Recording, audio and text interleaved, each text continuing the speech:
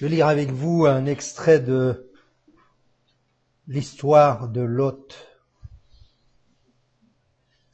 Dans Genèse 19, verset 15.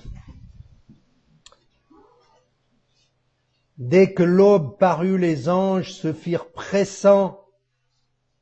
Ils dirent à Lot, debout, ou lève-toi. Emmène ta femme et tes 2 filles qui sont ici, si tu ne veux pas périr emporté par le jugement qui va s'abattre sur cette ville.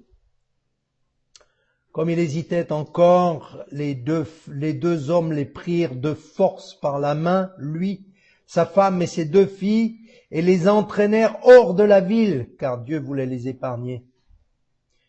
Une fois hors de la ville, l'un des hommes lui dit, « Sauve-toi ! Il y va de ta vie, ne regarde pas derrière toi et ne t'arrête nulle part dans la plaine. Fuis vers la montagne si tu ne veux pas périr. » Je m'arrêterai là. Comme nous l'a dit notre frère, c'est une parole pour les enfants de Dieu. C'est une parole pour nous réveiller. Parce que quand les anges disent à Lot, debout, Lot était couché, il dormait. Et ils ont dit, lève-toi. Le mot lever en hébreu, c'est le même que le mot se réveiller. C'est vrai que c'est après le réveil qu'on se lève. Il voulait épargner Lot du péril de Sodome et Gomorrhe qui pendait sur sa tête et celle de sa famille comme l'épée de Damoclès, retenue à un fil, et qui, lorsque ce fil est rompu, plonge dans l'être qui est en dessous. Jésus dit, avant qu'il ne revienne, et nous croyons à ce retour, de la même manière qu'il est parti, il reviendra, c'est ce que les anges avaient annoncé au moment de son ascension. Lorsque le Seigneur reviendra, Jésus a averti qu'il en sera comme du temps de Noé et de Lot. La société va ressembler à ce qui s'est passé du temps de Noé, qui n'était pas un juif, et Lot non plus, mais qui étaient tous les deux des instruments que Dieu a choisis pour transmettre un message à leur génération avant que le jugement ne s'abatte. Dieu ne fait rien sans avoir auparavant averti son peuple. Dans Amos 3, verset 7, il dit Dieu ne fait rien sans avoir auparavant révélé son secret à ses serviteurs, les prophètes. Dieu cherche des hommes, des femmes qui se tiennent devant lui pour entendre ce qu'il décide dans les cieux et pour l'exécuter sur la terre. Le prophète se tient dans le conseil de Dieu. Il entend d'abord ce qui se passe au ciel avant de se préoccuper de ce qui se passe sur la terre. C'est pour ça que le Seigneur nous a enseigné de prier que ta volonté soit faite sur la terre comme elle est faite au ciel. Qu'elle soit faite dans ma vie comme elle est faite dans le ciel et non pas avant le ciel. Donc Jésus dit, il en sera comme du temps, je laisserai Noé. Je n'ai pas le temps de tout aborder, mais en deuxième lieu, il dit, il en sera comme du temps de Lot. Du temps de Noé, les gens se frayaient, se fréquentaient, se mariaient leurs enfants. Du temps de Lot, on ne le faisait plus. Le mariage et le caractère saint du mariage, comme il dit que le mariage soit honoré de tous, était bafoué et vilipendé, moqué. Les hommes vivaient avec les hommes, les femmes vivaient avec les femmes. C'est la caractéristique de Sodome et Gomorrhe, d'où le terme sodomite. Jésus dit, il en sera comme du temps de Sodome, du temps de Lot. Les hommes achetaient, vendaient, faisaient du trafic. C'était l'argent, le commerce, la prospérité qui les intéressait. Et plus on voulait en avoir, plus on augmentait les dettes. À un moment donné, il est dit que le cri de Sodome est parvenu jusqu'à Dieu. Souvent, je me suis posé la question, mais de quel cri s'agissait-il pour que ce cri monte jusqu'au ciel? On peut supposer beaucoup de choses, mais je pense que c'était entre autres le cri des victimes de cette corruption, de ces injustices, le cri de gens qui sont abusés et qui sont maltraités, qui sont venus jusqu'à Dieu, et Dieu fera justice à chacun. Et il a envoyé ses anges en disant, allez voir si le cri qui parvient jusqu'à moi est fondé. Et effectivement, le cri était fondé. Et Dieu décide de juger Sodome et Gomorrhe par le feu. Du temps de Noé, il avait jugé la société dont il a dit dans Genèse 6 que toutes les pensées des hommes se tournaient tous les jours uniquement vers le mal. C'était la corruption totale. Et Dieu a dit, je vais éliminer l'humanité. Je vais dire des choses choquantes. 6 milliards de personnes n'impressionnent pas Dieu. Il est dit que les nations sont comme une goutte d'eau pour Dieu face aux océans. Le Seigneur n'est pas impressionné par la masse de gens. Il est impressionné par un juste qui crie à lui. Qui comme Habakkuk voit la violence et qui crie et qui dit, Seigneur, jusqu'à quand? Pendant combien de temps encore dois-je voir l'injustice, la corruption, l'exploitation, la méchanceté qui s'étale devant mes yeux, et tu te tais? Et Dieu lui répond, et tu es à ton poste, je vais te dire ce que je suis en train de préparer. Pour Noé, il dit, Noé, fais-toi une arche, une inondation va arriver. Et Noé, saisi d'une crainte respectueuse, n'a pas écouté les moqueries, n'a pas écouté sa raison, n'a pas regardé à toutes les limites, les difficultés. On pense même qu'il a planté les arbres avec lesquels il a par la suite fait l'arche. C'était une espèce de bois particulier. Et pendant 120 ans, il a prêché la repentance sans aucune conversion. 120 ans de prédication et pas une personne qui se convertit. Ça rappelle la parole des Hébreux, il dit vous avez besoin de persévérance pour obtenir ce que vous avez promis. Et Noé, fidèle à la parole qu'il avait reçue de la part de Dieu et qui était pour lui comme une ancre au milieu de la tempête et qui lui donnait cette conviction, cette persévérance, a construit son arche dans laquelle il a sauvé sa famille et l'humanité, puisque Dieu a recommencé un peuple nouveau avec une famille. Je pense que je reviendrai là-dessus encore dans la journée. Dieu ne cherche pas le nombre. On n'est pas complexé d'être juste un petit groupe. L'Église sera toujours une minorité, comme le piment dans les aliments. On n'en passera jamais le piment en majorité. On laissera le piment, la moutarde et le sel, les épices en minorité, mais jamais une minorité négligeable. Si l'Église a sa saveur, elle a son piment, elle ne passera pas inaperçue. Au contraire, elle orientera la destinée de la nation entière. Vous êtes la lumière du monde, dit Jésus. Comme moi, je suis la lumière, si je suis en vous, cette lumière est vue de toutes les nations. Et Dieu ne va pas envoyer le feu sur Sodome et Gomorrhe sans en avoir parlé à quelqu'un. Dieu dira, cacherai-je à Abraham ce que je vais faire? Je sais qu'il va commander à sa maison de marcher dans la voie de Dieu, de craindre le Seigneur. Alors, je vais lui dire ce que je vais faire. Et en secret, sur sa montagne, Dieu s'approche d'Abraham en disant à Abraham, je vais détruire Sodome et Gomorrhe par le feu. Et Abraham, saisi d'effroi, dit, mais Seigneur, s'il y a 50 justes, combien on est ce matin? Une vingtaine. S'il y a 50 justes, vas-tu détruire Sodome? S'il y en a 50 à Sodome qui te craignent, il dit non, s'il y en a 50, je vais épargner Sodome. Mais sous-entendu, ils n'y sont pas. Le compte n'y est pas. Alors il a osé reparler avec Dieu en disant, Seigneur, mais peut-être qu'il en manque 5. S'il y en a 45. Et Dieu dit non, s'il y en a 45, j'épargne Sodome.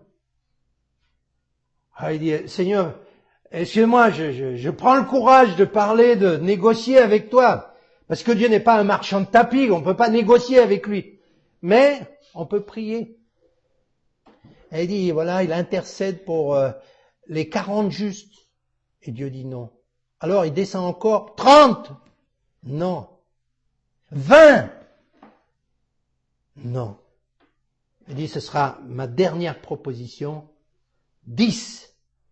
S'il y a 10 justes à Sodome, vas-tu condamner Sodome? Et Dieu dit non. Et Abraham s'est arrêté là. Pourquoi s'est-il arrêté là? Il aurait pu descendre à 5, puis à 3, et peut-être juste à un seul. Mais il savait que Lot, son neveu, qui était descendu à Sodome après la dispute de ses bergers, des bergers de Lot et d'Abraham pour des puits, Abraham avait dit à Lot, mon neveu, qu'il n'y ait pas de dispute entre nous, tes bergers se chamaillent avec les miens au sujet des puits, alors restons en paix, choisis, si tu vas à droite, je vais à gauche, si tu vas à gauche, je vais à droite. Normalement, Lot aurait dû dire, mon oncle, c'est toi l'aîné, c'est toi qui choisis. Non, Lot, ayant regardé la plaine de Sodome, voyant une vallée verdoyante, s'est dit, j'aurai non seulement de l'herbe, mais aussi des puits pour mes troupeaux. Et il descendit dans la vallée de Sodome. Et Abraham resta sur sa montagne. Et donc, dans la pensée d'Abraham, c'est que lorsque Lot s'est séparé de son oncle, il a grandi dans un environnement, on ne peut à l'époque mieux rêver. Il est parti avec son oncle Abraham, qui était un homme de foi, un géant de la foi, qui avait été béni. Et Lot a été béni à cause de son oncle. Il aurait dû dire, mon oncle, j'ai toutes ces richesses à cause de toi. Je veux pas me séparer, je vais me séparer de mes bergers. Je leur dirai, soit vous arrêtez de vous disputer, vous vous soumettez aux bergers d'Abraham, ou soit vous quittez. Non, Lot, il voulait son propre empire. C'est souvent comme ça. Il y a des personnes qui sont bénies dans leur famille, dans leur environnement, dans leur église, dans le travail qu'ils font. Et lorsqu'ils ont une certaine prospérité, ils veulent leur propre empire. Et ils se séparent de ceux par lesquels ils ont été bénis. Et ils font leur propre affaire. Mais on voit où ça a mené Lot. Il l'a vu à ses dépens. Il a fait une succession de mauvais choix qui l'ont conduit de décadence en décadence. Donc il est descendu à Sodome, mais Abraham sur sa montagne s'est dit, bon, si Lot descend à Sodome avec ce qu'il a vécu, ce qu'il sait, les valeurs qu'il a, il va démarrer une œuvre dans Sodome. Il va avoir une église, il va avoir un groupe autour de sa famille. Ils seront au moins 50. Eh ben non. Lot n'a pas fait d'église. Il n'a pas fondé d'œuvre spirituelle à Sodome et Gomorrhe. Certains ont dit, mais Sodome n'avait pas de Bible, il n'avait pas de prédicateur, il n'avait pas de témoignage. Non, ils avaient un témoignage. Dieu a envoyé à son insu Lot pour qu'il soit un témoignage de vie à Sodome et Gomorre. Et quand Abraham a négocié le sursis pour Sodome et Gomorre à partir de 10 justes, il savait que Lot n'avait pas même convaincu sa propre famille. Parce que quand les anges viennent à Sodome, ils disent, Lot, qui as-tu ici? Fils au pluriel, fille au pluriel, ou proche? Fais-les sortir. Eh bien, la famille de Lot était composée d'au moins 10 personnes. Il y avait Lot et lui, et sa femme. Il y avait ses 2 filles. Il y avait les 2 gendres qui devaient les épouser. Hein. qui était fiancé avec elle, et dès le moment, d'après la tradition de l'époque, où quelqu'un était fiancé dans la famille, il était considéré comme membre de la famille. Les fils, au pluriel, n'étant pas là, on n'en parle pas, c'est qu'ils avaient quitté la maison, ils avaient certainement eux aussi leur propre affaire. Et les fils, ils en étaient 2, donc mariés, on ne sait pas combien d'enfants, mais si vous totalisez, vous dépassez les 10 personnes. Donc Abraham savait, Lot n'a pas convaincu sa propre famille. Alors qu'est-ce qu'on peut attendre? Dieu épargne une nation s'il trouve 2 personnes qui savent prier ensemble. Jésus dit, si 2 s'accordent sur terre pour demander n'importe quoi, mon Père qui est dans les cieux va le donner. Vous réalisez la puissance, par exemple, d'une famille, la puissance d'un couple, la puissance de 2 frères, de 2 sœurs qui sont totalement d'accord les uns avec les autres. Cette puissance de la prière déclenche une énergie infiniment plus forte que je ne sais combien de bombes atomiques, qui a un effet dévastateur, catastrophique. Alors que la prière de 2 personnes peuvent épargner une nation. Alors, venons à Lot.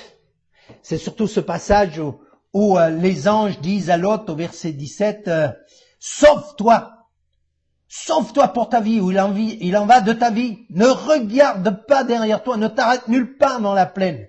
Fuis vers la montagne si tu ne veux pas périr. Dieu intervient par la force, en quelque sorte.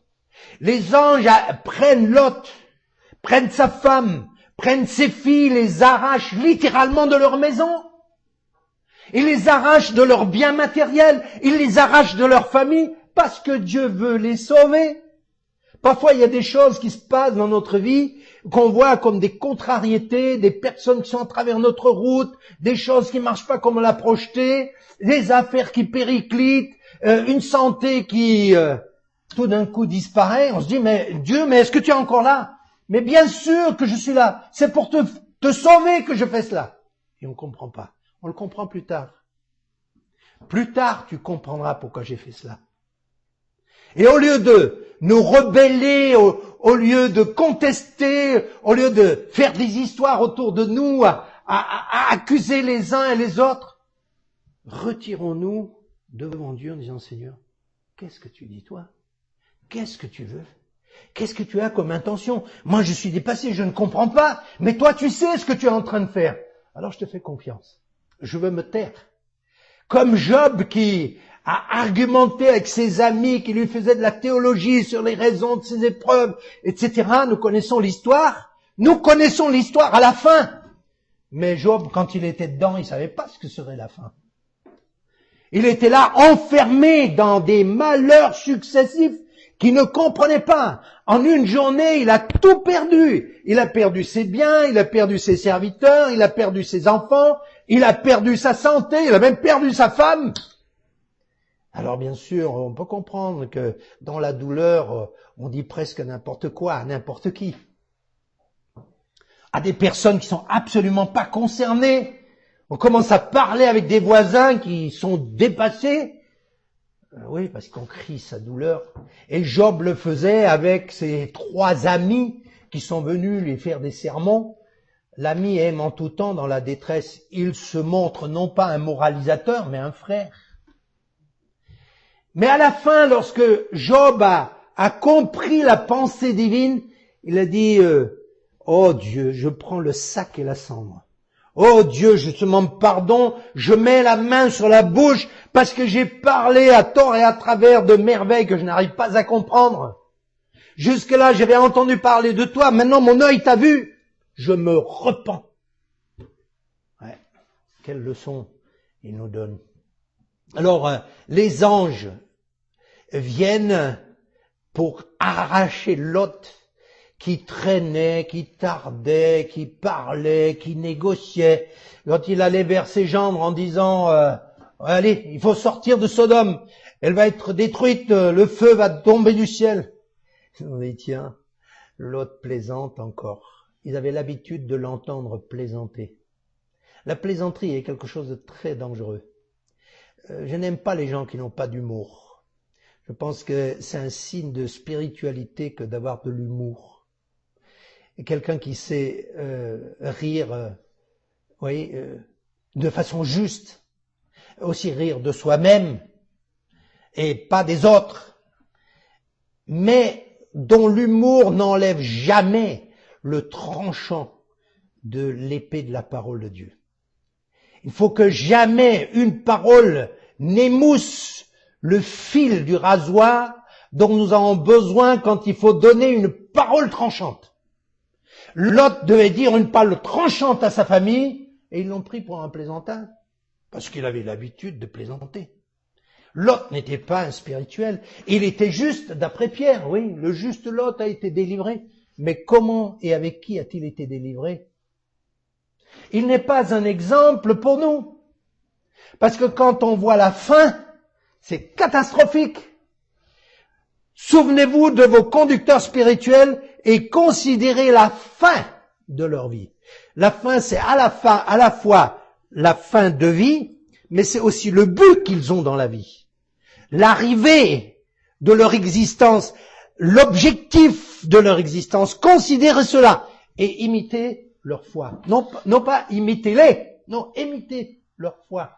Imitez leur marche avec Dieu, leur relation de confiance qu'ils avaient avec Dieu, et faites de même.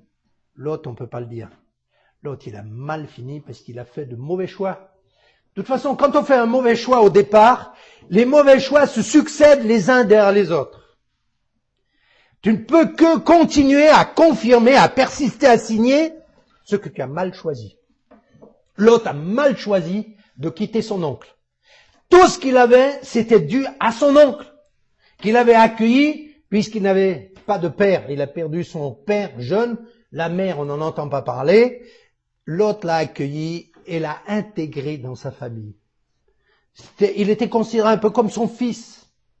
Alors il a fait le mauvais choix au moment où il y avait la dispute entre les bergers concernant les troupeaux et l'eau, de se séparer de son oncle. Le deuxième mauvais choix qu'il a fait, c'était de s'installer à la porte de Sodome. Il était à la porte, il n'était pas complètement dedans, mais il n'était pas complètement dehors. Il était au milieu. Il était ce que le Seigneur reproche à Laodicée. Il n'était ni froid, ni bouillant. Il n'était pas totalement dans le péché, mais il n'était pas totalement engagé pour Dieu. Il était là au milieu. Oui, il voulait, comme Ésaü, il voulait le droit d'aînesse et le plat de lentilles ensemble. Et comme il y en a pour qui on dit, ils veulent le beurre et l'argent du beurre. Il y en a qui veulent plus encore. Laissons cela. Alors, le Seigneur dit, non, je peux pas, non seulement je peux pas te bénir, mais tu me rends malade. Il dit à Laodicée, puisses-tu être froid comme un glacier, ou incandescent comme un volcan, mais parce que tu es là au milieu, tu es tiède, tu me rends malade, je vais te vomir de ma bouche. S'il y a des personnes qui rendent le Seigneur malade, ce sont celles qui n'ont pas le feu de Dieu. Un homme de Dieu a dit, il n'y a rien de pire que d'entendre parler de quelqu'un, un prédicateur de l'Esprit Saint, en n'ayant pas son feu. Et c'est pour ça qu'il avertit aussi, si tu prêches l'Évangile, sois sûr qu'en dénonçant le péché, lorsque ta tête apparaîtra dans la présence de Dieu, elle puisse se justifier pourquoi elle a roulé par terre. Il parlait là de Jean-Baptiste, qui a dit à Hérode, la femme que tu as n'est pas la tienne. Tu n'as pas le droit de vivre avec cette femme. Et Hérode lui dit, de quoi tu t'occupes, quoi? C'est mes affaires. Alors qu'il aimait bien l'entendre. C'est vrai que quand quelqu'un parle d'une façon tranchante, on aime bien l'entendre, parce que ça fait du bien pour les autres, hein. Mais l'habitude de l'homme, c'est que quand la flèche de Dieu est dirigée sur lui, il la dévie un peu pour qu'elle tape sur celle qui est derrière, ou à côté.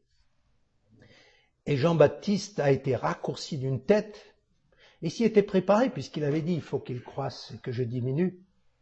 Il a diminué d'une tête simplement parce qu'il a dénoncé le péché. Et c'est pour ça que cet homme de Dieu disait, si tu te prépares à prêcher avec le feu de Dieu en dénonçant l'iniquité de ta nation, il faut que tu sois prêt à justifier la raison pour laquelle tu te présentes devant Dieu avec la tête sous le bras, en quelque sorte.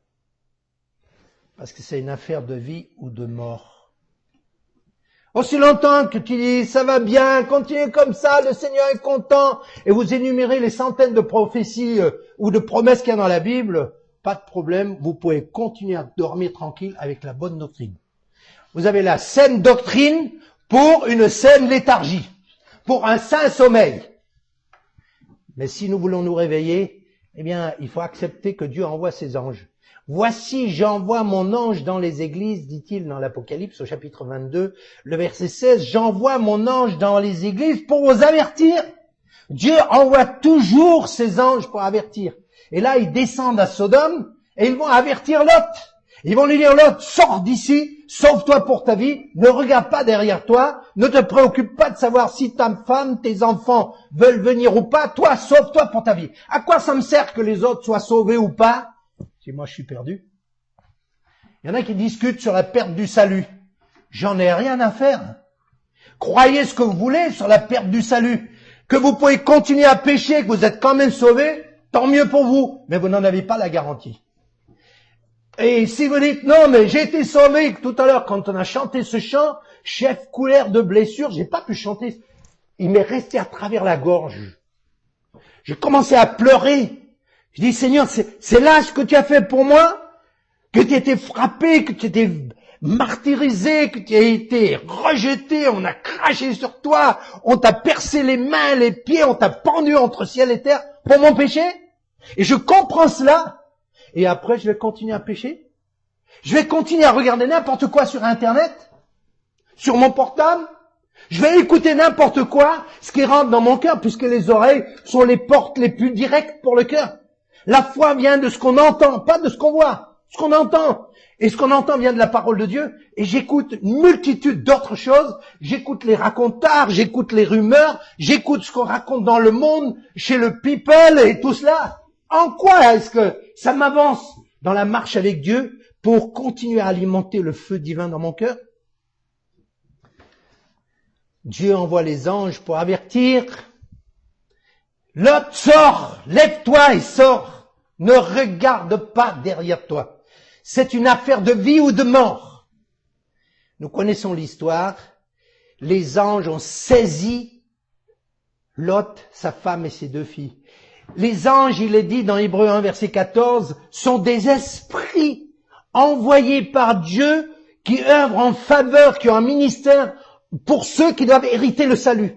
Nous sommes environnés d'anges qui sont tout le temps là pour nous garder, pour nous diriger, pour nous secourir, pour nous protéger, afin d'arriver au but. S'ils n'étaient pas là, ils seraient perdus. Et ces anges, quand nous péchons, on pleure. Et lorsque nous nous repentons et que nous disons, Seigneur, pardon pour mon péché, ils chantent. Il y a la joie au ciel pour un pécheur qui se repent de son péché. Alors que 99 justes continuent à chanter leurs cantiques et à être satisfaits de leur vie, dans le quotidien, de leur paye, pourvu qu'elle augmente, que ma retraite soit conséquente, que j'ai une belle maison, que je suis en bonne santé, que tout réussisse, et je perds mon âme. Je me réveillerai dans une grande surprise. Je réaliserai tout d'un coup que le plancher sur lequel j'ai marché tout au long de ces années est pourri et que je descends vivant dans la fournaise. Et ce sera trop tard. C'est comme celui qui a sauté de l'avion. Ce n'est que dehors qu'il verra si le parachute s'ouvre ou pas. Mais quand il est dehors et qu'il réalise qu'on lui a mis un sac à dos avec un pique-nique, ça lui sert à quoi? Donc il vaut mieux s'assurer que quand on saute, on a le parachute. Bon, sinon, ne fais pas de soucis, les autres s'occuperont de toi à l'arrivée. Alors les anges viennent, ils ont une mission très précise. J'enverrai mon messager pour préparer le chemin. Et Dieu envoya Jean-Baptiste. J'enverrai un homme qui sait prier. Il envoya Élie. Élie, un homme de la même nature que toi et moi. Élie n'était pas un Superman, comme on nous les décrit dans les films, avec le Spider-Man, là, qui sait grimper je ne sais pas où, qui descend n'importe où. Non. C'est un homme de la même nature que toi et moi. Il avait les mêmes combats, il avait les mêmes souffrances, il avait les mêmes épreuves. mais il n'avait pas le même esprit, probablement, parce que quand lui priait, Dieu ouvrait ou fermait le ciel. Et toi, mon frère, ma sœur, quand tu pries, qu'est-ce qui se passe? Est-ce que la ville tremble? Est-ce que les démons tremblent? Est-ce qu'ils disent, bah oui, Jésus, je connais, Paul, je connais, celui-là, celle-là, je connais, mais toi, connais pas? Alors Élie priait, envoyé de Dieu, pour élever un mur sur la brèche d'Israël. Un homme qui s'écrie comme Ésaïe, malheur à moi, je suis perdu, j'ai les lèvres impures, je suis au milieu d'un peuple impur, mes yeux ont vu Dieu, je suis perdu. Et Dieu a purifié ses lèvres avec un charbon ardent pris sur l'autel. Un homme qui sait faire sortir les élus de Sodome et Gomorrhe. Sortez du milieu d'elle. Babylone est dans le cœur. Sortez du milieu d'elle. Beaucoup se trompent en disant, ah, mais je fais partie de telle église. C'est Babylone. Il faut que je quitte cette église. Tu es complètement à côté. Je me rappelle quand j'étais en Haïti, après une prédication, 2 jeunes sont venus vers moi. Et ils m'ont dit, tu as prêché, on a bien compris, mais on a une question. Dis-moi, est-ce que Babylone, ce n'est pas Rome avec le pape, le catholicisme et tout ça? J'ai prié, j'ai dit, Seigneur, que je réponde à cette question. Et la voix de Dieu était si claire. Il y a des moments où Dieu parle d'une façon si limpide. Peut-être avec une phrase, il te place un repère pour le restant de tes jours. Et dans mon cœur, la voix de Dieu disait, dis-leur que Babylone est dans leur cœur. Oh, je dis, mais je ne les connais ni d'Adam ni d'Ève, c'est 2 jeunes. Ils se présentent, ils me posent une question, puis je leur réponds comme ça. Mais comme je disais, Dieu n'est pas un marchand de tapis, il te donne une réponse. Soit tu la donnes, ou soit tu assumes après les conséquences pour toi-même. Il dit, non, mais vous vous trompez. Babylone est dans votre cœur. Ils m'ont regardé avec des grands yeux, ils disent, comment? Voilà que le pape, que le Vatican, que le système catholique est dans notre cœur. Il dit, pourquoi vous dites ça? Il dit, parce que dans la Bible, il est dit que quiconque a de l'impudicité dans son cœur a Babylone dans le cœur. Parce que Babylone, c'est le système de confusion qui mélange le froid, le chaud. C'est la tiédeur, c'est la confusion. Dites-moi, soyez honnête, est-ce que l'impudicité dans votre cœur a été réglée? L'impudicité, c'est-à-dire relation avec garçon, fille, jeu, etc., attouchement secret, et j'en passe, hein, je ne rentre pas dans les détails, je pense que chacun sait de quoi je vais parler. Il est dit, Babylone, la reine des impudiques, celle qui fait boire les prophètes de Dieu de son vin d'impudicité, de son vin de colère. Alors la colère et l'impudicité, c'est réglé, parce que ce sont les 2 racines les plus profondes du péché dans le cœur de l'homme. L'orgueil et l'immoralité, le plaisir. C'est pour ça que Jésus dit, si tu te mets en colère contre ton frère, tu l'as déjà tué. C'est preuve, en l'insultant, que la colère, le meurtre est dans ton cœur.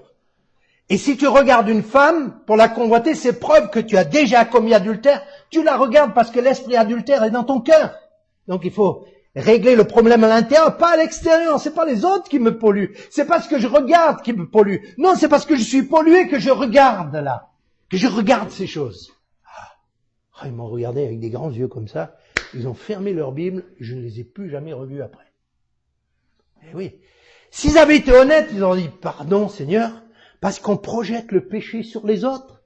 Au lieu de dire, ah ben c'est vrai, dans ce cas-là, Babylone est dans notre cœur, il est dans mon cœur.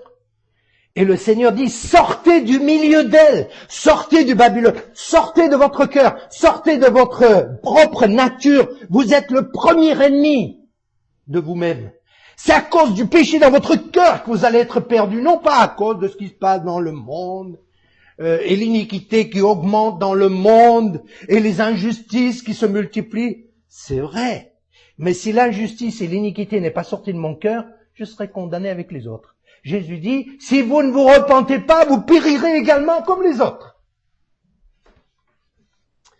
Alors les anges viennent et disent, l'autre, lève-toi, réveille-toi, sors, ne regarde pas derrière toi. Et ils le prennent par force en quelque sorte. Ils le tirent dehors. Il lui lie les mains. Il ne peut même pas emmener un bagage à main.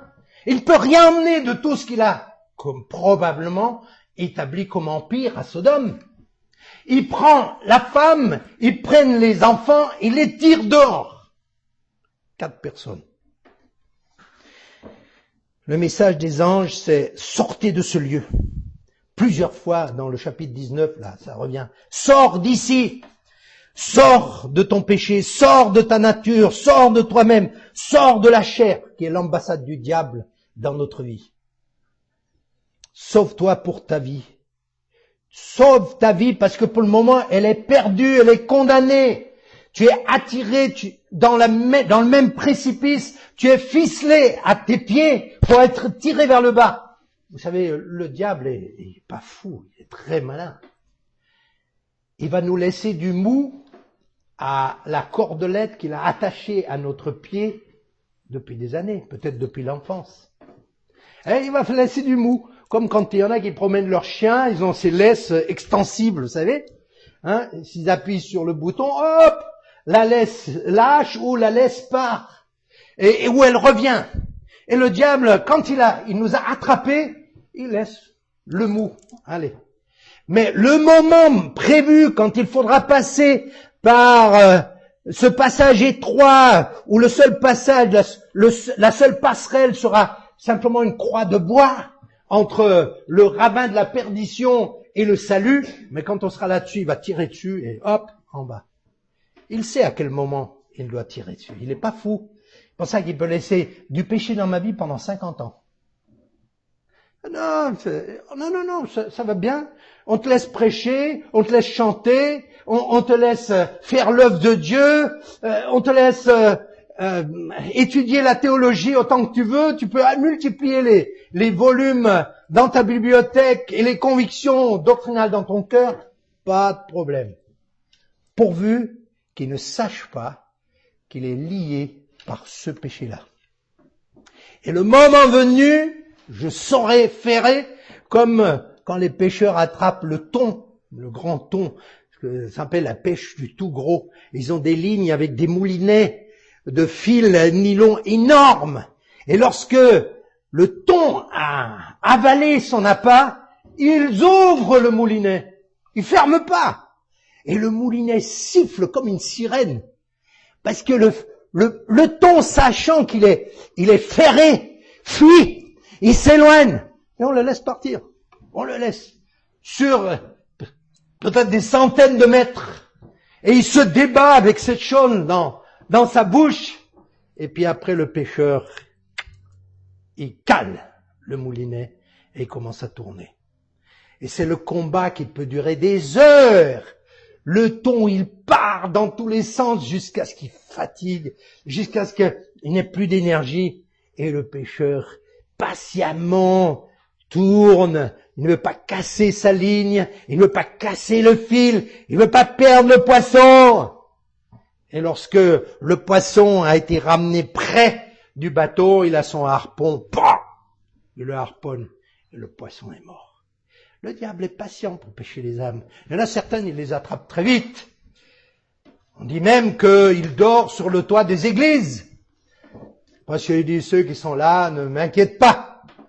Mais quand il y en a un qui commence à réaliser qu'il est dans l'église, mais qu'il est attaché, il dit, celui-là, il faut le surveiller. Celle-là, elle commence à prier, elle commence à remuer mon royaume, elle commence à menacer mon empire, il va falloir que je m'occupe d'elle. Et alors, on peut s'attendre à une pluie d'épreuves, un harcèlement de difficultés jamais rencontrées jusque-là. C'est par beaucoup de tribulations qui vous font entrer dans le royaume de Dieu. Alors, ils disent à Lot, fuis Sodome. Je n'ai pas le temps de parler de fuis l'impudicité, dit Paul aux Corinthiens. Capitale de la prostitution avec l'Acropolis au sommet de la montagne avec 1 millier de prostituées mâles et femelles pour tous les voyageurs du port en bas. Ils étaient là-haut et on pouvait monter sur la montagne pour pêcher à volonté. Et Paul disait aux Corinthiens, fuyez l'impudicité. Il dira un peu plus loin, fuyez l'idolâtrie, la luxure, tout ce qui découle de ce commerce. Je ne sais pas où ça va finir, mais notre dette s'accumule parce qu'on a des commerces illégaux. Si on savait tous les bénéfices, entre guillemets, qu'on fait avec le commerce de la pornographie, à travers tout le multimédia qui à 95% est consacré à cette industrie, à travers la littérature, tu ne peux plus ouvrir un livre, tu ne peux pas regarder un film sans que tu aies des histoires impudiques, d'adultère, un langage grossier, la violence, etc. Et il y a un commerce qui repose là-dessus. Les médias, techniquement et aussi culturellement, sont envahis de cela. Je ne parle même pas du commerce illégitime, de la drogue, de la prostitution, de l'alcool, du tabac et d'autres choses. Vivement le royaume de Dieu pour qu'on soit débarrassé de tout cela. Un chrétien ne devrait jamais être en banqueroute, en faillite, parce qu'il a une vie tellement saine qu'il peut vivre avec peu. Et si Dieu bénit, il multiplie, comme il a multiplié les 5 pains et les 2 poissons. Si je suis en faillite, il faut que je me pose la question en disant, Seigneur, pourquoi est-ce que je suis en faillite? Peut-être le Seigneur dira, c'est parce que je veux t'apprendre à marcher sur l'eau. Parce que quand le Seigneur est dans le bateau, même si le bateau n'a pas de fond, il va continuer à flotter. Mais si le Seigneur n'est pas dans le bateau, même si tu l'as blindé, tu vas couler, parce que c'est le Seigneur qui le maintient à flot. Donc l'important, c'est qu'il soit là. Et c'est pourquoi les anges disent, fuyez l'idolâtrie. Paul dit à Timothée, fuis les passions de la jeunesse. Fuis. Il y a des moments où la fuite est le seul acte de courage qui nous reste. Quand la femme de Potiphar venait tous les jours vers Joseph avec un message, on ne peut plus clair. Elle n'a pas tourné autour du pot. Et je pense que tous les jours, elle avait une autre manière de chercher à le séduire avec des vêtements une fois découpés, des vues plongeantes, des surfins transparents qui moulent bien, des robes échancrées au bon endroit, des parfums, etc. Le langage doucereux, comme on peut le connaître. Et Joseph avait décidé dans son cœur, je meurs plutôt que de coucher avec la femme de mon patron. Il est hors de question. Elle peut faire ce qu'elle veut. Donc il a évité d'entrer dans la maison quand il la savait dedans, mais elle, connaissant le fonctionnement de la maison, elle a su l'attendre au bon moment, en le prenant par sa tunique, en disant, mais une fois pour toutes, quoi. Hystérique, un serpent, venimeux, parce qu'il a glissé hors de sa tunique comme une savonnette que tu serres, et il a disparu. Ah, secours! Ah, secours, on me viole! Tiens. Un cobra, pire. Et tout le monde est venu et dit, Madame, qu'est-ce qui s'est passé? Ah ben, cet esclave-là que mon mari a fait rentrer dans la maison, il a voulu abuser de moi, mais j'ai crié. Ah. C'est étonnant que Joseph ait survécu à la sentence, parce qu'à l'époque, les esclaves étaient moins bien défendus que les poissons rouges et les canaris aujourd'hui dans notre maison. Si tu tourmentes un canari, mon ami, tu passes au tribunal, amende, prison et tout ça. Mais à l'époque, tu faisais de ton esclave ce que tu voulais. Tu pouvais le torturer, tu pouvais le tourmenter, tu pouvais le tuer, tu pouvais abuser de lui et tout.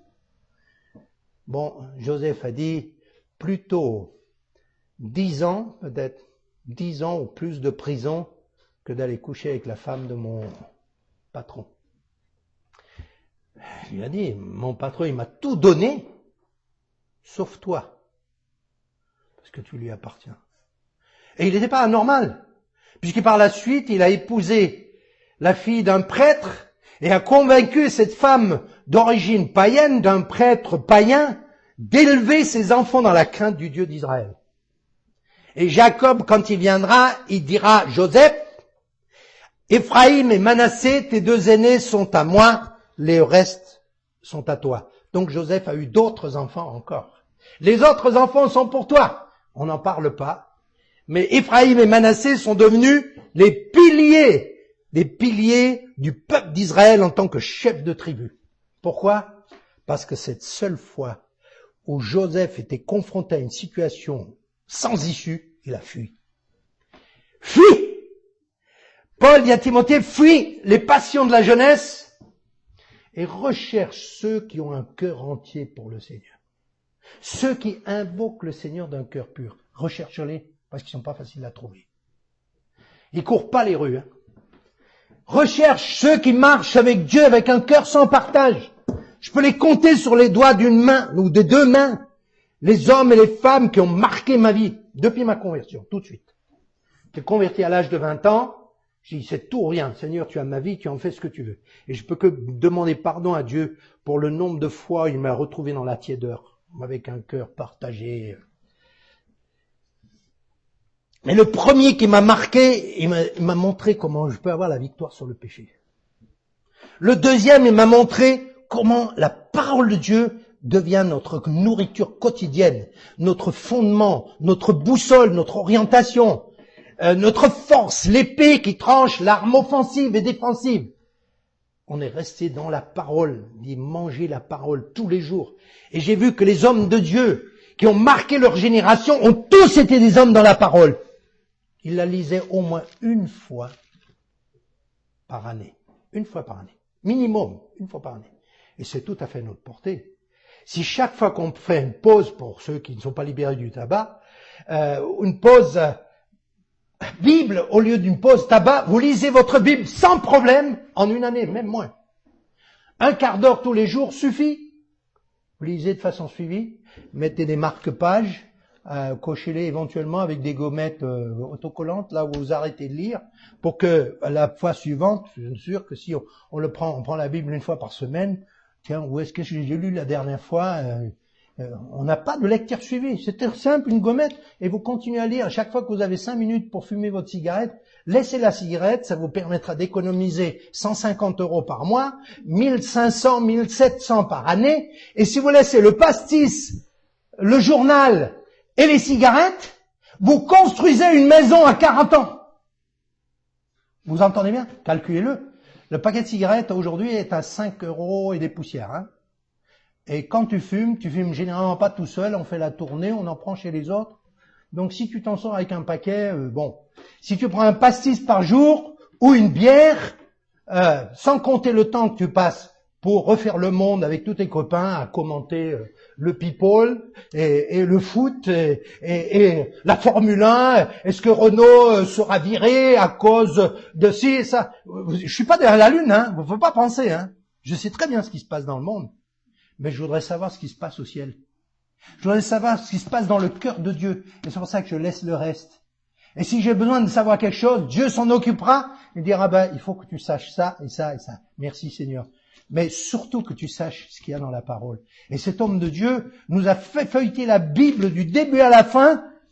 Lors des examens, il a dit, que savez-vous sur le Saint-Esprit dans les Romains? Ah oui, vous savez quelque chose sur l'Esprit Saint dans les Romains? Vous savez quelque chose sur la consécration, l'Holocauste dans le Lévitique, etc. Voilà. Comme un bœuf devant un ordinateur. Je sais pas comment ça marche.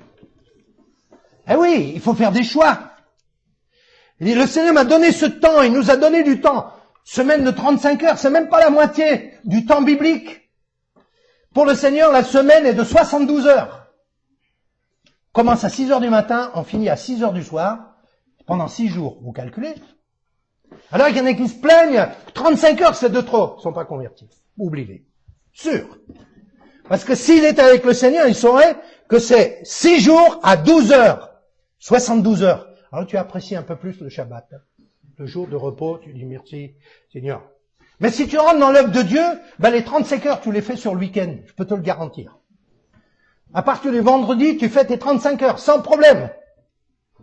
Mais pas par la contrainte, pas pour les heures supplémentaires, pas pour les avantages, ni pour faire plaisir à quiconque, mais parce que tu aimes le Seigneur, tu es un passionné de Dieu. Et alors, tu laisses ton alcool, tu laisses ton tabac, Tu laisses ton journal, parce que de toute façon le journal, il te raconte que ce qu'il y a dans le passé. C'est froid. Ça s'est passé. Il y a eu tant de morts. Il y a eu tel exploit. Oui, ça s'est passé. Mais moi, j'ai besoin de savoir ce qui va se présenter pour me préparer. Et ça, tu ne l'auras que dans la Bible. Parce que le Seigneur, il dit, voilà ce qui va venir. Il ouvre le chemin, il ouvre le ciel, il ouvre les yeux, il ouvre l'intelligence. Ah, bah oui, alors prépare-toi. D'accord. Tu vas dire, ah mais non, mais moi j'aurai le temps. Moi je me tournerai vers Dieu quand je serai vieux. J'ai envie de te dire, imbécile. C'est comme si on te disait, mets ta ceinture de sécurité et tu réponds, non, je la mettrai au moment de l'accident. Oui. Allez-y toujours, essayez. Il vaut mieux un petit clic maintenant qu'un grand choc après. Donc il vaut mieux prendre la bonne décision maintenant pour le jour où tu rentreras dans la présence de Dieu et que tu ne diras pas, ah bah ça alors, je savais pas que je finirais là, c'est nouveau. Que le ciel soit ton quotidien, que tu en respires l'air, que tu en connaisses les citoyens, et que tu connaisses le roi. Cherchez d'abord le royaume et la justice de Dieu, c'est-à-dire cherchez d'abord le Seigneur. C'est lui le roi du royaume. Ici, vous êtes bien placé quand on voit tout ce que Louis XIV a laissé extérieurement comme beauté de l'art, hein, toutes les divinités là qui sont alignées dans le jardin. J'ai vu hier, il y avait Bacchus, il y a Junon, il y avait toutes les divinités des plaisirs de ce monde. Et avant de mourir, il a dit au Père Lachaise, son confesseur, dont nous avons un cimetière réputé, c'est à peine symbolique. Père Lachaise, il a dit, Père, mon âme est tourmentée. Comment est-ce que je peux faire pour racheter mon âme de l'enfer? Et le Père Lachaise, de mauvais conseils, lui a dit, Majesté, éliminez les hérétiques dans le royaume, tous les huguenots, les protestants, les réformés, tous ceux qui sont de la même famille, éradiquez-les, vous rachèterez votre âme. Voilà. Ça, non, mais ça on le dit pas dans les livres d'histoire, hein. Mais vous comprendrez pourquoi il était si acharné pour persécuter la réforme, parce qu'il croyait que par ce moyen, il allait racheter son âme de l'enfer. Père Lachaise, venez vous présenter avec vos ouailles que vous avez conseillées. Il y a des personnes dans les chaussures desquelles on ne voudrait pas se trouver ce jour-là. Parce que le dernier à parler, c'est Dieu, hein.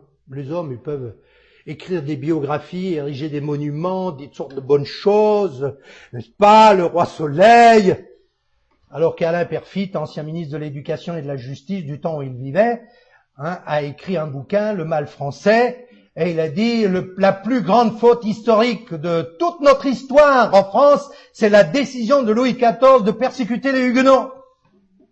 C'est un catholique qui le dit. Il dit on a saigné la France. Il y a une hémorragie économique, intellectuelle, spirituelle, financière, dont on ne s'est jamais remis. Eh oui, ils sont partis en Amérique, ils sont partis en Angleterre, ils sont partis en Hollande, ils sont partis en Afrique du Sud, ils sont partis en Allemagne, avec toute leur richesse, leur savoir-faire, etc. Pourquoi? Et il disait leur force, Alain Peyrefitte dans son livre, que je cite de mémoire, parce que je l'ai lu il y a quelques années déjà, disait la différence entre l'adepte du catholicisme, je ne dis pas le catholique, parce que catholique, protestant, évangélique, bonnet blanc, blanc bonnet, hein, pas de différence. Mais l'adepte du catholicisme, il vivait devant son prêtre, ou sinon devant son évêque, son cardinal et devant son pape. Lorsqu'ils avaient le dos tourné, ils faisaient, comme beaucoup d'enfants mal élevés, devant les parents, quand ils ont le dos tourné, ils font ce qu'ils veulent. Alors que le réformé, disait-il, il vivait devant Dieu avec son livre. Et quand il disait oui, c'était oui. Il n'y avait pas besoin de 36 serments, papiers, notaires et que sais-je encore. Et oui, c'est ça. Il paraît que dans le commerce du rubis et du diamant, c'est toujours pareil. Moi, j'y ai pas été là-dedans, mais on me l'a dit. Si un commerçant de rubis, un vendeur de rubis ou de diamants te met son diamant sur l'ongle, hein, c'est pour ça il paye rubis sur l'ongle. comprenez, c'est l'expression payer rubis sur l'ongle. On présentait le rubis sur l'ongle en disant il vaut tant. Et celui qui achetait, il dit j'achète. Il paye cash. Pas de négociation après. S'il payait pas, il ne revenait plus dans le commerce. Ils se le disaient tous entre eux. Celui-là, il paye pas, il a pas de parole. Il dit oui et après il dit non ou ouais, peut-être. Allez, Jésus dit tout ce qu'on ajoute au oui qu'on a donné vient du diable. Ceux qui ont dit oui devant l'autel en disant Seigneur, je prends cette femme, je l'aime jusqu'à ce que la mort me sépare, tout ce qu'ils ajoutent après vient du diable. Comprenez? Et la femme pareil. Je prends mon mari, je prends cet homme que je reçois de ta main et je suis fidèle, je vais l'honorer jusqu'à ce que la mort nous sépare dans les bons et les mauvais jours. Et après, ouais, mais je savais pas qu'elle était mal lunée le matin, qu'elle sentait de la bouche parce qu'elle s'était pas brossé les dents et puis quand elle est décoiffée, elle est moins jolie. Puis après, je parle des détails de la vieillesse. Ah bah oui, je me rappelle à l'armée, on faisait circuler des papiers quand on n'avait plus que 100 jours, il dit échange femme de 40 ans contre 2 de 20 ans. Ouais, c'est ce commerce-là. Alors nous, on est contre la polygamie que les musulmans pratiquent parce qu'on trouve que c'est pas juste d'avoir 4 femmes en même temps. C'est vrai que c'est cher, hein. Il faut déjà avec une si tu arrives à gérer bien. Hein. Alors 4, je sais pas comment c'est possible. Bref, mais nous on les a les unes après les autres.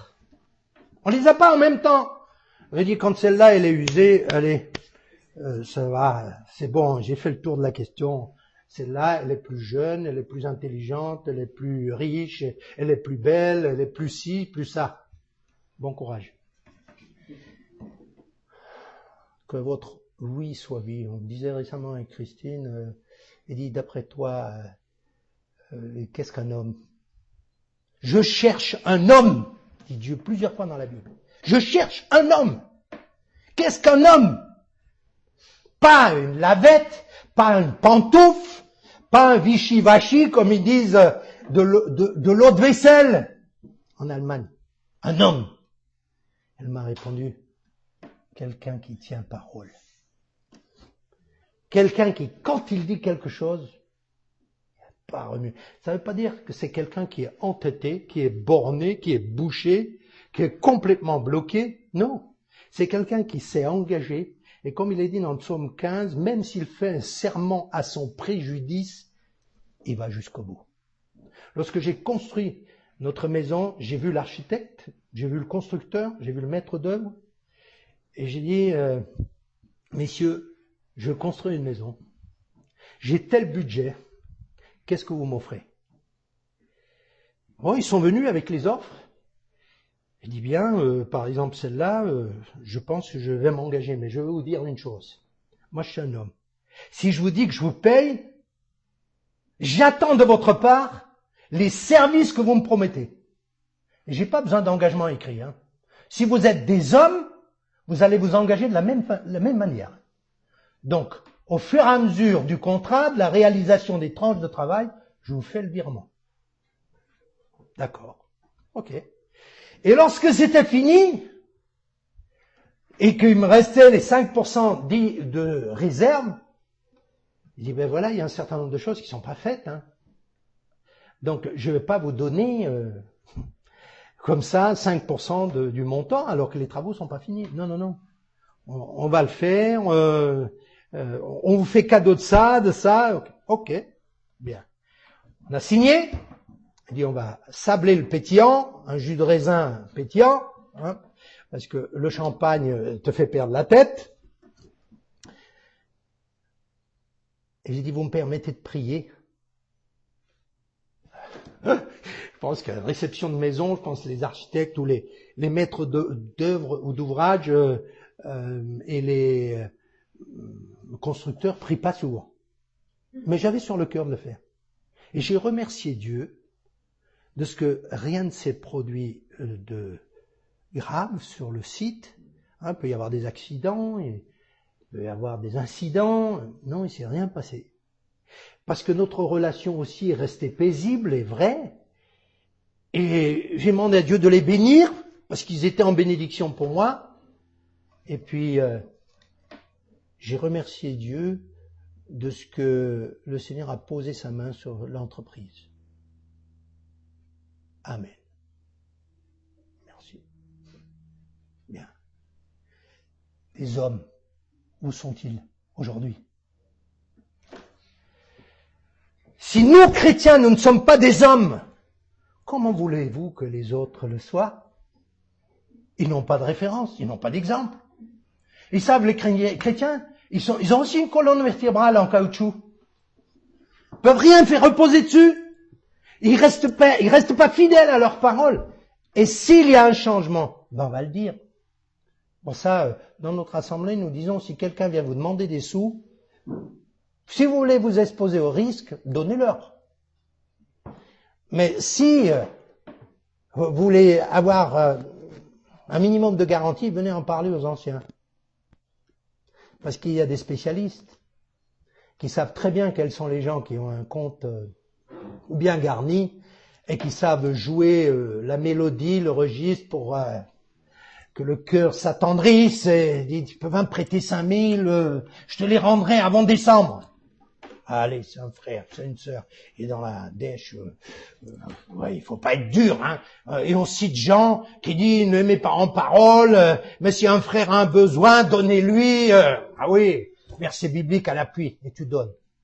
Et en décembre, tu vois rien venir. Et tu vois simplement que le frère, il fait des détours, il passe sur le... et il vient à la fin du culte, il part avant la fin. Un homme, non, rien du christianisme. Il a rien compris. Si c'est un homme, il dirait, mon frère, je suis désolé. J'espérais pouvoir te rendre l'argent au mois de décembre.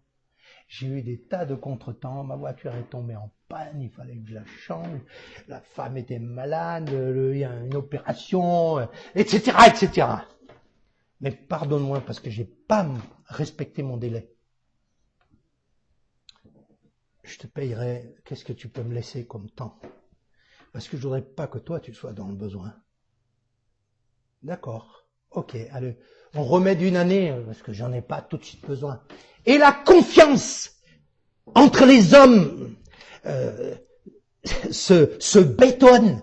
Parce que tu sais, ça c'est un pilier, tu peux t'appuyer dessus. Il a une parole, et s'il peut pas la tenir, il va s'excuser et expliquer. Et on peut repartir sur de nouvelles bases. Mais le reste, oublie-le. Hein. Tu peux dire au revoir à tes 5000 parce que c'était cadeau, forcé. Eh oui, et c'est comme ça qu'on travaille entre chrétiens. Les Anglais disent forget about it, oublie-le. Mais si nous sommes véritablement des hommes, il suffit qu'il y en ait 4 ou 5 ici. Je vous assure, tout le pays en entendra parler. En rien de temps, Versailles, c'est juste un à côté par rapport au feu qui peut partir de cette petite chapelle, de ce petit temple. J'en reparlerai, si Dieu me le permet, cet après-midi. Quand le réveil est descendu sur une poignée de gens qui priaient, qui s'appelaient les Moraves, avec le comte Zinzendorf, et qui priaient dans une chapelle, et lorsque le feu de Dieu est descendu sur eux, il a allumé un feu du plus grand mouvement missionnaire dans le monde. Il y a des missionnaires qui sont partis dans le monde entier, dans des pays, dans des peuples de cannibales. Beaucoup ont été tués, mangés, sont morts par les maladies, dans les accidents, dans les naufrages, etc. Et l'évangile s'est répandu comme une traînée de poudre, comme un feu de brousse. Toi, commencer dans une petite chapelle comme celle-là. Dieu commence petit. Il n'a pas besoin de beaucoup de monde. Il dit, je cherche un homme. Et Dieu envoya un homme, son nom s'appelait Jean, qu'on a surnommé le Baptiste. Cet homme n'a fait aucun miracle, mais il a fait un plus grand miracle de ressusciter des morts, de purifier des lépreux. Il a réveillé toute une nation en 6 mois de prédication. 6 mois. Il a mis le pays à feu et à sang. À tel point que, comme on l'a déjà mentionné, on lui a coupé la tête. Et la voix de Dieu continue. La tête est tombée, mais la voix de Dieu continue à parler. Dieu n'est pas limité à ses instruments. Et en 6 mois, il a réveillé toute la nation qui était restée sans voix divine depuis 4 siècles. Imaginez, 4 siècles en arrière, ça nous mène à 1609, en pleine persécution en France. 1609. Depuis 1609, disons, il n'y a plus eu de voix qui dit « Ainsi parle l'Éternel ». Et c'était pas une formule de politesse, hein. C'est que quand Jean-Baptiste parlait, les gens venaient de partout. Moi, on m'a enseigné à l'école biblique que pour faire l'évangélisation, il faut démarrer dans les grandes villes. Quand Dieu m'a rencontré 15 ans après, eh bien, il faut commencer par te taire. Il a parlé lui. Parce qu'à l'école biblique, tu apprends à prêcher, mais au désert, tu apprends le silence. Il faut se vider de tout ce que tu sais. Et Dieu a dit, je commence au désert. Et les gens vont venir de Jérusalem, de Galilée, de Judée, de partout, des pays environnants, au désert. Voir qui? Un excentrique. Il se nourrissait de miel, de sauterelles. Bon appétit. Hein. Voilà, je sais pas s'il y en a qui ont déjà goûté. Il y a peut-être des pays qui en mangent. Nous, on se régale bien avec nos escargots, nos limaces et autres cuisses de grenouille, tripes à la mode de Caen, etc. Quand on donne ces menus à des personnes en Europe, ailleurs, ils ont des hauts le cœur. Qu'est-ce que je trouvais anormal, mais Jean-Baptiste a bien mangé des sauterelles, peut-être même pas grillées, crues, hein, direct dans les champs. Et après, un peu de miel, piqué de partout, les yeux enflés, et il se présentait avec un manteau, pas acheté chez le couturier de la rue, comment là, elle s'appelle rue de Rivoli, ou comment ils sont là, hein. Enfin, c'est pas le milieu que vous fréquentez non plus, donc. Mais non, du poil de chameau, c'est pas élégant. Le poil de chameau, si vous l'avez vu, hein, c'est pas du vison ni de l'astracan, hein. Non. Et il prêchait bande de vipères. Ah mais merci pour l'accueil, hein. Et nous, on vient pour se faire baptiser. Non, vous êtes de l'engendre du serpent qui vous a appris à fuir la colère à venir. Oh là là, yo. Non, mais il faut que ce soit vrai ou pas. Il voulait récupérer le mouvement de l'intérieur en se faisant baptiser parce qu'il ne pouvait pas le combattre de l'extérieur. Et c'est toujours comme ça. Et Jean-Baptiste baptisait ceux qui venaient confesser leurs péchés. Et en quelques mois, il a mis le pays à feu et à sang. Pas étonnant qu'on l'ait éliminé. Puisse Dieu nous susciter des hommes qui, comme ces 2 messagers, parce que ces hommes, c'est nous, ces messagers, c'est nous. Nous sommes appelés à envoyer un message de salut, à sortir les gens de la perdition, de la corruption, du désespoir. Il dit, sors Lot, sauve-toi pour ta vie, ne regarde pas derrière toi. Ne regarde pas derrière toi, même si tu n'entends plus ta femme. Chérie, tu es où? Fini. Non. Tout d'un coup, il a réalisé, tiens, ma femme, je ne l'entends plus marcher. Ne regarde pas derrière toi. La femme est sortie de Sodome avec Sodome dans le cœur. Comme les Israélites sont sortis d'Égypte avec l'Égypte dans le cœur. Et aujourd'hui, on dit qu'il y a des chrétiens qui sont sortis du monde, et on ne leur dit pas, mais vous avez emmené le monde dans votre cœur. On voit toujours le monde. On voit toujours la mode.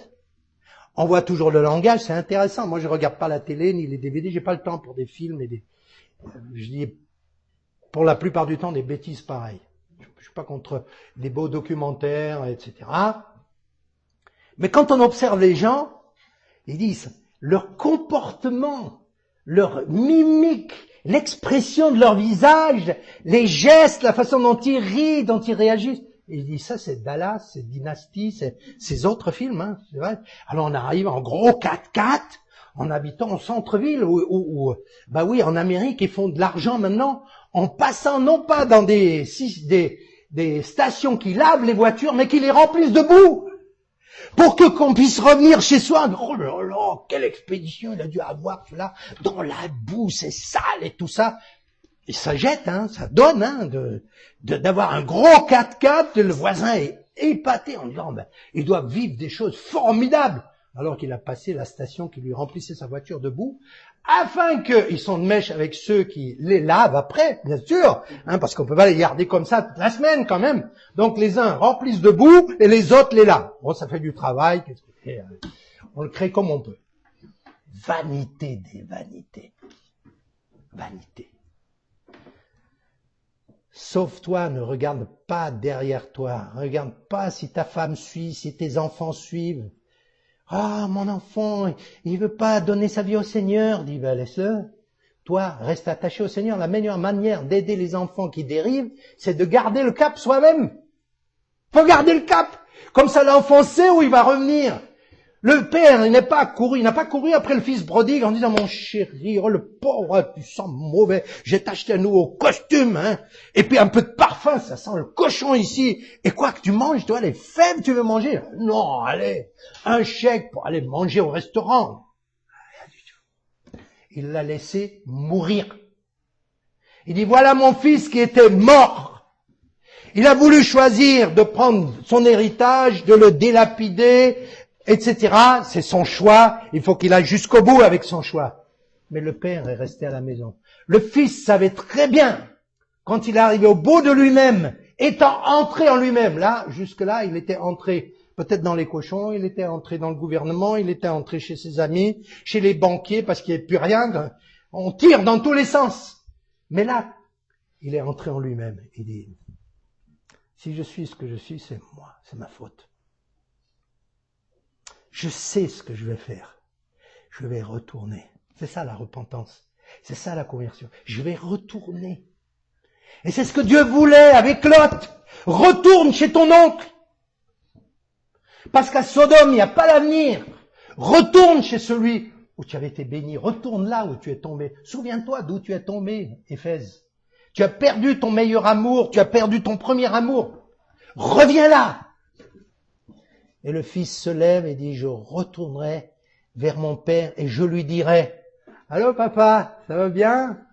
Tu es content de me voir, hein? Non. Il dit, père, j'ai péché contre toi. J'ai péché contre le ciel et contre toi.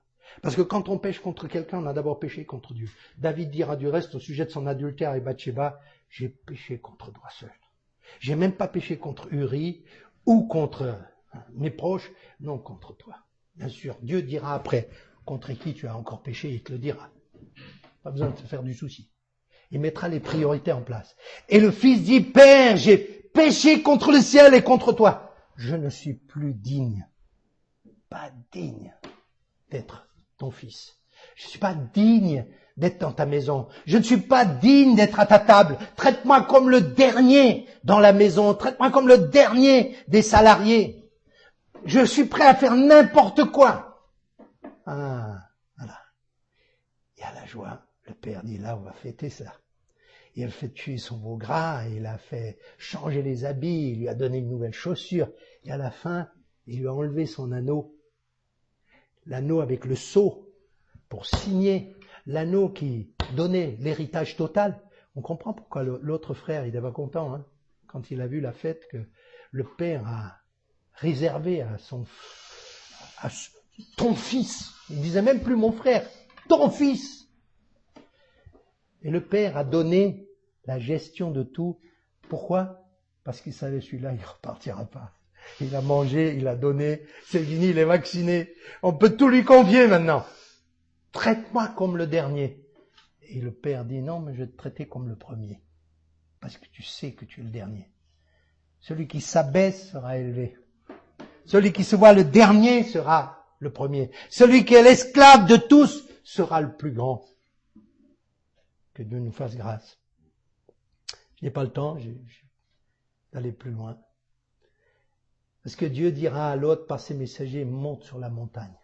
Monte sur la montagne. Ne regarde pas derrière toi, oublie le passé et monte sur la montagne. Et l'autre dit, la plaine. Là, le petit village à Tsoar.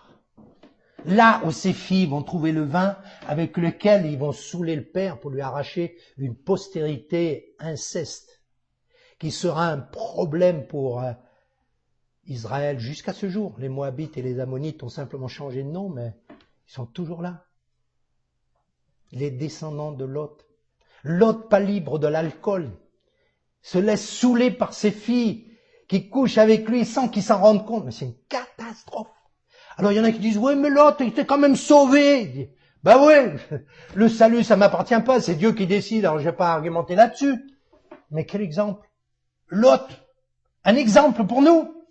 Merci, non, impossible. Regarde la fin. Comment il a fini? Dans une caverne, il a dit, il avait tout perdu. Il a perdu sa femme, il a perdu ses fils, il a perdu ses biens. Il a tout perdu. Parce qu'il voulait gagner, il a tout perdu. Au lieu de dire, Seigneur, je reste attaché à toi, je reste attaché à mon oncle. Ne t'arrête pas dans la plaine qui est l'image de Babel, la plaine de Shinéar où on a élevé une statue, la plaine où sont les ossements desséchés, la plaine où sont les chars des ennemis qui renversent tout, alors que la montagne de Dieu, marche difficile, avec beaucoup de dangers, des géants, mais avec un autel. Les autels étaient généralement élevés sur les montagnes. Les panoramas, la vision était sur la montagne. Qui montra la montagne de Dieu? Pensons à Golgotha, à Morija, au Mont des Oliviers, à Tabor, à Carmel, à Sinaï. Les montagnes de la sainteté montent là-haut. Et le psaume 24 dit qui montra la montagne de l'Éternel? Qui pourra rester dans sa demeure sainte? Qui pourra hériter la bénédiction de l'Éternel? C'est celui dont le cœur est pur. Autrement, tu ne peux pas rester à la montagne de Dieu. Ceux qui ont le cœur pur verront Dieu. Donc j'ai besoin que mon cœur soit purifié. Celui qui a des lèvres sans fausseté, il faut que mes lèvres soient purifiées. Ce que je dis ou ce que je ne dis pas. Celui dont les mains ont été purifiées. Combien de choses collent à ses mains. Celui qui prie et lève vers Dieu des mains pures, sans mauvaise pensée, sans colère. Il ne faut pas qu'il attende qu'il reçoive quelque chose. Marie, vivez avec sagesse avec vos femmes, pour qu'il n'y ait pas d'obstacle à vos prières. Celui-là héritera la bénédiction de Dieu. Alors, l'arrêt dans la plaine, c'est celui qui arrête de purifier sa vie, qui arrête de confesser ses péchés, qui arrête de se nourrir de la parole, qui devient rachitique, celui qui arrête de prier, qui stoppe la respiration de l'âme, celui qui arrête de témoigner, qui atrophie sa croissance. Vous avez besoin de persévérance pour ne pas abandonner l'assemblée, pour ne pas abandonner l'espérance, pour ne pas abandonner l'assurance, pour ne pas abandonner la foi. J'ai pas le temps de développer. Le mauvais choix de Lot s'arrêtera à mi-chemin. Et les résultats sont catastrophiques. J'en ai fait mention tout à l'heure. Maudit celui qui fait l'œuvre de Dieu avec négligence, qui ne fait les choses qu'à moitié, qui n'est pas tout entier pour le Seigneur. Le regard de Dieu se promène sur toute la terre et il cherche celle dont le cœur est tout entier pour lui, pour le soutenir. Et un homme, une femme avec Dieu, c'est la majorité. Même si toutes les troupes des ennemis se lèvent, il ne pourra être vaincu. Maudit est celui qui fait l'œuvre de Dieu avec négligence et qui éloigne son épée du carnage. Donc, Jérémie 48 ou 11, il est dit, Moab était assise tranquille. Elle reposait sur sa lit, pas sur son lit, sur sa lit, L-I-E, c'est-à-dire les germes, comment dire, les résidus de la fermentation du mou qui se dépose au fond et qui donne un mauvais goût au vin. Son odeur ne s'est pas changée parce qu'elle n'était pas transvasée d'une cuve à l'autre. Elle s'est arrêtée en chemin. Puisse le Seigneur nous faire grâce et ne pas nous arrêter en chemin, mais d'aller jusqu'au bout afin d'hériter ce qui nous a été promis. Que nous ayons une prière, juste une. vous descendez à genoux et vous dites, Seigneur, donne-moi juste une fois un échantillon de ce qu'est le ciel. Juste une fois. Que je goûte ce que c'est que la vie dans ta présence, dans cette lumière inaccessible, dans cette économie dont nous parle Jean à Patmos, qu'il décrit dans l'Apocalypse. Donne-moi juste un échantillon. Si quelqu'un a goûté une fois le ciel, il ne peut plus se contenter de moi. Il ne sera plus jamais la même personne. C'est pour ça que William Booth, le fondateur de l'armée du salut, a dit, si je pouvais former mes officiers pour la prédication, je le ferais en 24 heures. Juste une journée. Et ils seraient formés pour toute leur vie. Je les prendrais et je les suspendrais 24 heures au-dessus des flammes de l'enfer. Après cela, ils sauraient prêcher, quoi prêcher, tous les jours jusqu'à la fin de leur souffle dans ce monde. Parce qu'ils voient les tourments qu'il y a en enfer. Puisse le Seigneur nous faire la grâce d'écarter le rideau, juste un moment. La révélation, c'est ça, c'est ouvrir le rideau. Seigneur, s'il te plaît, laisse-moi goûter ta présence. Si vous avez goûté que le Seigneur est bon, et que je ne sois plus jamais comme auparavant, nous allons prier.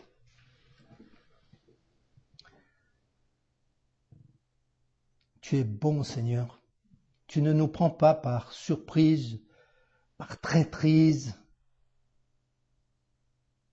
pour nous faire périr, mais tu viens vers nous par tes messagers, pour réveiller nos consciences, pour nous montrer quelle heure sonne à ta pendule, à l'horloge de ton temps au ciel, pour montrer l'importance de quitter ce monde pour vivre dans l'atmosphère céleste. On nous rebat les oreilles à cause de l'atmosphère polluée des grandes villes qui t'importe peu. Parce que tu nous avertis sur l'atmosphère polluée de nos cœurs par la multitude de déchets qui s'y décomposent. C'est pourquoi, Seigneur Jésus, allume un feu. Allume non pas le feu de la géhenne, mais ton feu, un contre-feu que tu as promis d'allumer. Tu as dit, je suis venu allumer un feu, et combien il me tarde qu'il ne soit allumé. Seigneur, que ce feu brûle dans nos cœurs, qu'il nous consume, et qu'il consume tout ce qui ne peut pas subsister devant toi.